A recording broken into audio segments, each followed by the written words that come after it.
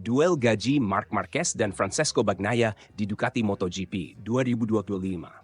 Persaingan sengit di MotoGP 2025 tidak hanya terjadi di lintasan balap, tetapi juga di balik layar, termasuk dalam hal gaji pembalap.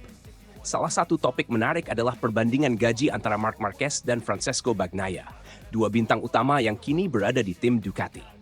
MotoGP musim 2025 sudah dinanti-nantikan karena pergerakan sejumlah pembalap ke tim baru yang mengubah peta persaingan.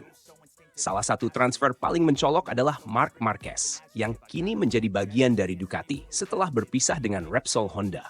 Di tim pabrikan Italia ini, Marquez akan bersanding dengan Francesco Bagnaia, sang juara dunia 2 kali, 2022 dan 2023. Gaji fantastis, Marc Marquez di Ducati. Marc Marquez, yang dikenal dengan julukan The Baby Alien, diperkirakan mendapat bayaran yang sangat besar di Ducati. Sebagai salah satu pembalap MotoGP paling berpengalaman dan sukses, Ducati tentu tidak ragu memberikan angka gaji yang fantastis. Meskipun belum ada konfirmasi resmi, beberapa laporan media menyebutkan bahwa gaji Marquez di Ducati kemungkinan tidak jauh berbeda dari yang ia terima saat masih bersama Repsol Honda.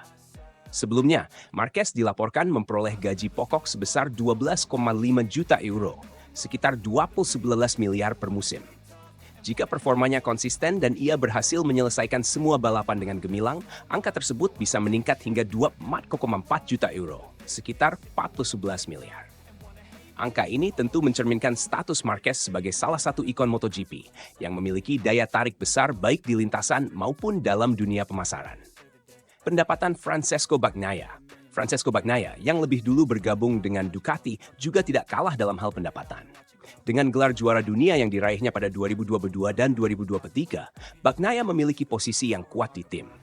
Pada musim 2024, ia dilaporkan menerima gaji pokok sekitar 7 juta euro, selaku 11,7 miliar.